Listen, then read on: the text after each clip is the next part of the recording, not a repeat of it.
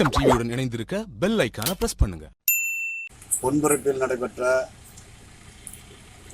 சாதி வெறியாட்டத்தை அறிவதற்காக மாவட்ட ஆட்சித்தலைவர் மாவட்ட ஆட்சியர் அரங்கத்தில் இன்று மக்களிடையே விசாரணை நடத்தினார்.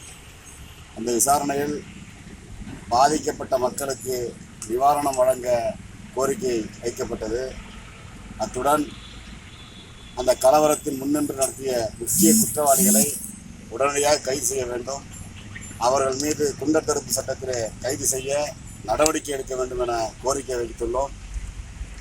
அது மட்டுமல்லாமல் பாதிக்கப்பட்ட மக்கள் மீது வழக்கு புனையப்பட்டுள்ளது. அந்த வழக்கை ரத்து செய்ய கேட்டுள்ளோம். பல்வேறு கோரிக்கைகளை இன்றைக்கு மாவட்ட ஆட்சியர் மற்றும் மாவட்ட காவல்துறை கண்காணிப்பாளர் அவர்களிடம் வைத்திருக்கிறோம். அந்த கோரிக்கையெல்லாம் நிறைவேற்றி தருவதாகவும் குற்றவாளிகளை உடனே கைது செய்வதாகவும் வாக்குறுதி அளித்துள்ளார்கள். அந்த அடிப்படையில் இன்றைக்கு பொன்பரப்பி கிராம மக்களோடு